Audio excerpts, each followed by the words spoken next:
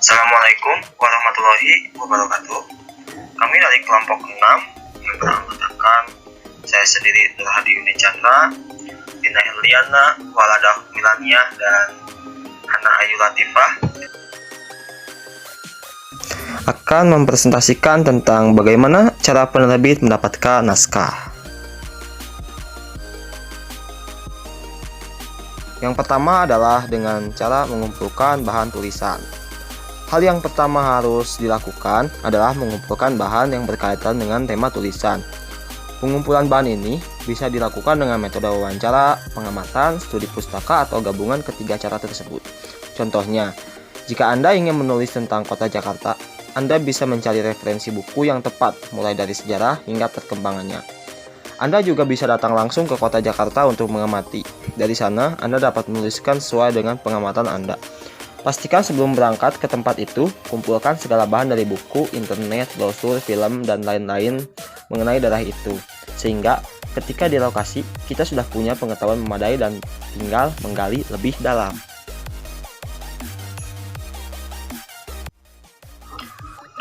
Buat outline yang benar. Usai mengumpulkan bahan, Anda bisa mulai membuat outline naskah Anda. Outline ini sangat penting mengingat fungsi supaya kita tidak kehilangan alur dalam menulis. Tidak adanya outline yang jelas seringkali menyebabkan naskah yang kita tulis terus ditambah ini dan itu. Pada akhirnya, naskahnya menjadi tidak berujung yang akhirnya tidak jadi-jadi. Sedikit tips bagaimana membuat outline buku. Salah satu teknik yang bisa Anda gunakan dalam membuat outline buku, khususnya buku non-fiksi, adalah teknik 3W1H. Teknik 3W1H adalah teknik penyusun outline yang terdiri dari why, what, how, what if. Why menjelaskan latar belakang dan alasan kenapa buku itu ditulis, masalah apa yang ingin diselesaikan. What menjelaskan apa solusi yang akan dibahas dalam buku. Untuk menyelesaikan masalah tersebut. How menjelaskan bagaimana pembaca dapat menerapkan solusi dalam kehidupan sehari-hari. What if menjelaskan apa dampak yang akan dirasakan pembaca bila mengikuti atau tidak mengikuti saran yang ada dalam buku tersebut. Dengan begitu saja, Anda sudah memiliki sebuah outline buku yang lengkap dari awal hingga akhir. Nah, dengan memiliki outline buku yang jelas ini, kita jadi bisa lebih mudah untuk menyelesaikan naskah buku yang ingin kita terbitkan.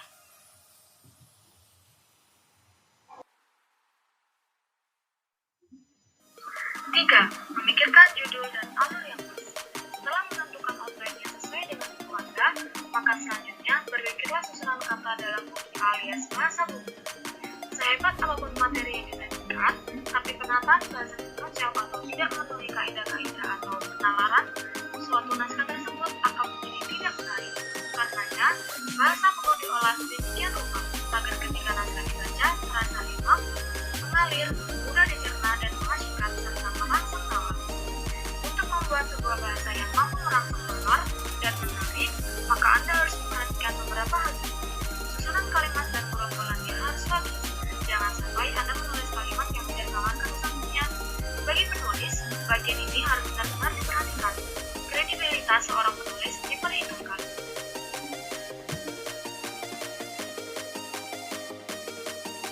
Yang keempat, ada mengemas gaya pikat.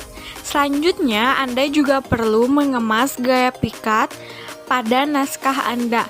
Sebuah buku dikatakan berkualitas. Selain karena materinya bagus, bahasanya tertata dengan rapi. Juga karena tampilan buku yang memikat. Untuk naskah buku, tak banyak yang diperbuat oleh penulis untuk mengemas daya pikat pihak penerbit yang banyak berperan. Tapi membuat judul yang menggigit satu dari banyak hal yang bisa dilakukan oleh penulis untuk mendongkrak kualitas naskah buku. Perhatikan buku-buku yang berhasil bestseller. Judul-judulnya lebih menggigit. Bahkan ancap kali judulnya lebih menggigit ketimbang isi buku itu sendiri. Tak jarang untuk membuat judul yang menggigit, penulis memilih judul buku yang teramat provokatif. Isi buku itu dinilai beda jauh dengan judulnya. Hal tersebut memang bisa menjadi senjata marketing. Meski begitu, pikirkan berulang kali apakah Anda akan membuat judul yang kontroversial atau tidak. Judul buku yang heboh itu adalah strategi. Judul-judul yang heboh merupakan strategi agar pesan dakwah sampai ke banyak kalangan. Menulis judul pun perlu diperhatikan panjang pendeknya. Umumnya, para pembaca lebih menyukai judul dengan menggunakan kalimat pendek atau efektif. Kalimat jelas dan singkat, serta tidak memerlukan banyak kata.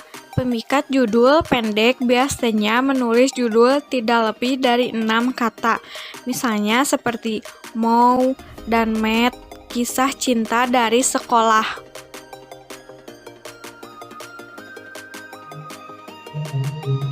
Sebenarnya, penulisan judul dapat pula dilakukan dengan memanjangkan kata-kata tambahan. Lazimnya, kata-kata tambahan diberi tanda kurung. Jadi, penulisan judul boleh pendek, boleh panjang. Disesuaikan, artikan dengan selera sendiri.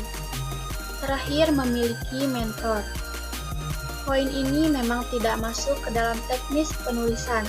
Namun, memiliki mentor akan membuat Anda lebih terarah saat Anda bingung menulis apa. Seperti layaknya kita menyusun naskah skripsi, di mana ada pembimbing yang selalu menanyakan progres kerja kita. Menulis buku juga memerlukan pembimbing. Jika ingin naskah buku kita selesai, memiliki mentor atau supervisor yang selalu menanyakan bagaimana kemajuan kita dalam menulis buku akan terus membuat kita terdorong untuk menyelesaikannya. Meski memiliki mentor bukan berarti Anda bisa seenaknya sendiri. Selalu sediakan ruang untuk menulis setiap hari ketika kita komitmen menyelesaikan naskah buku.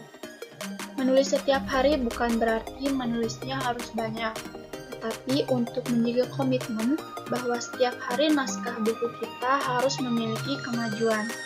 Pokoknya, luangkanlah waktu untuk menulis, bukan menulis di waktu luang. Dengan begitu, Anda dapat menyelesaikan naskah buku Anda tepat waktu.